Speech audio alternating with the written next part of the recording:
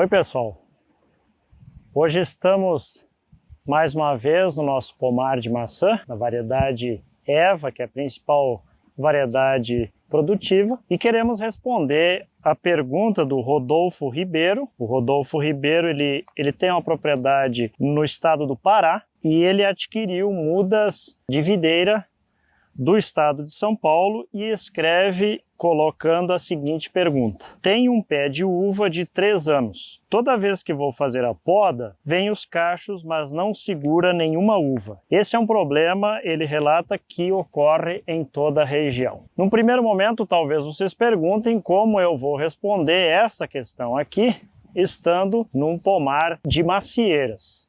Mas é exatamente esse o propósito. Existem conceitos agronômicos para todas as culturas, sejam elas de exploração comercial ou não, mas especificamente no nosso caso aqui tratando de frutíferas, o Rodolfo Ribeiro ele pede informação sobre uma frutífera que é da família das rosáceas. Ela é uma frutífera que tem uma exigência climática, e aí eu trago vocês para o pomar de maçã para a gente explorar um pouco mais esses conceitos e valores agronômicos que nós devemos levar em consideração, seja para a cultura que for, porque nós podemos nos frustrar no nosso projeto produtivo. Tal é o caso do Rodolfo Ribeiro e com certeza da sua vizinhança, que quer produzir uva, mas não tem sucesso nesse projeto. Vocês veem este pomar de maçã, nós estamos numa região aqui que ainda não é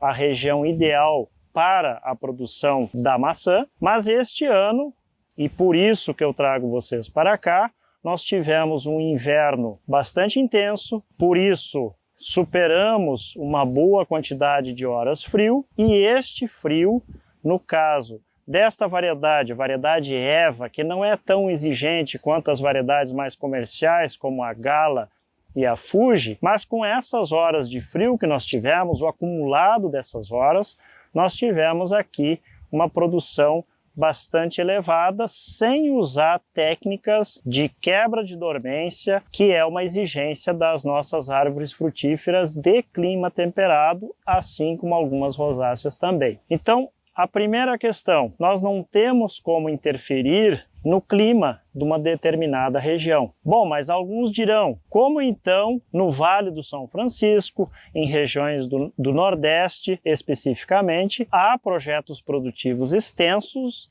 de uva? Neste caso, nós temos que lançar mão de técnicas agronômicas e, de certa forma, enganar a planta utilizando, ao invés do frio, a seca, que é característica dessas regiões, para fazer essa planta entrar em dormência. No entanto, depois dessa dormência, e por isso, dessa forma forçada, nessas regiões se conseguem quase 2 safras por ano de uva e de outras culturas de clima temperado, essa é uma técnica que a gente pode lançar a mão, mas depois disso precisa entrar com irrigação e precisa entrar com várias outras técnicas e outros tratos culturais que a planta, no seu habitat ideal, nós não precisamos utilizar.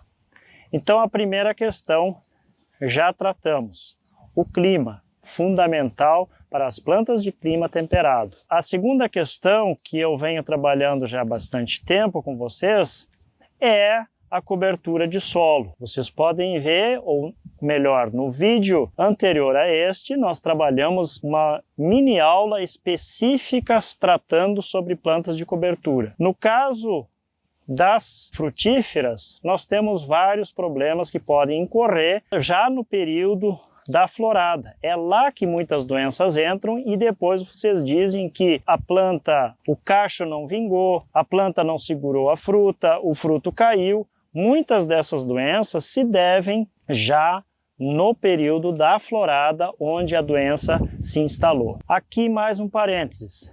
Eu conheço a região que o Rodolfo refere e são regiões que têm 6 meses de clima seco, 6 meses de clima frio. Qual é o problema para ele no caso da produção de uvas? Ele faz a poda no período correto, como ele refere, a planta ela brota direito, ela carrega o cacho, no entanto, logo em seguida ele perde esse cacho. Por quê? Justamente no período da florada e da frutificação do cacho, acontecem as chuvas ou o período intermediário entre a seca e o início das chuvas muito fortes na região. Chuvas fortes, longos períodos de clima úmido e, no caso ainda clima quente, é porta de entrada para inúmeras doenças que afetam justamente a parreira nesse período, seja a antracnose, seja o míldio, seja o ídio, seja a ferrugem e tantas outras doenças que podem aparecer. Então, o segundo momento, o clima, mais uma vez, não é favorável. Então, é preciso utilizar técnicas como, por exemplo, cobertura desse parreiral e a irrigação. São duas questões que devem ser levadas em consideração. A terceira questão que nós também precisamos levar em consideração, e aqui vocês podem ver o resultado, a frutificação, no caso da macieira, da pereira, da mexeira, especificamente, e algumas outras frutíferas que nós temos de clima temperado, elas exigem a polinização cruzada. O que é isso?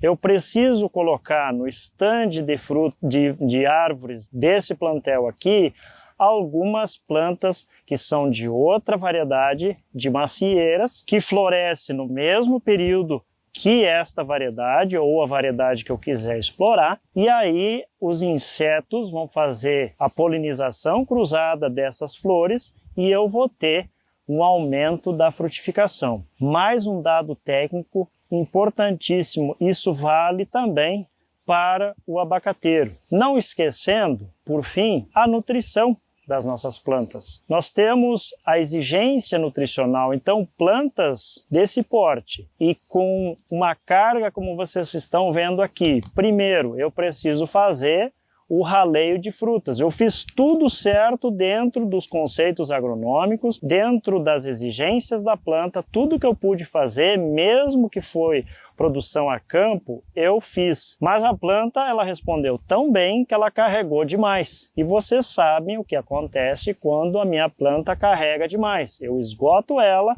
como eu mostrei no vídeo da bergamoteira, e no outro ano eu não tenho produção. Então, o que é preciso fazer neste caso? Um raleio dos frutos em excesso, deixando uma carga compatível com a planta e não esquecendo da nutrição dessa planta. Ou seja, os conceitos agronômicos são fundamentais para uma produção. O Rodolfo Ribeiro, ele vai conseguir produzir uvas lá no Pará? É possível que sim. Ele vai conseguir uma frutificação muito boa, tal como nós conseguimos em outras regiões, onde nós temos o clima favorável, ou então que nós lançamos mão de várias técnicas agronômicas para chegar numa produção elevada? Possivelmente não. Ele pode ter uma carga pequena, ou talvez bem abaixo do que ele espera.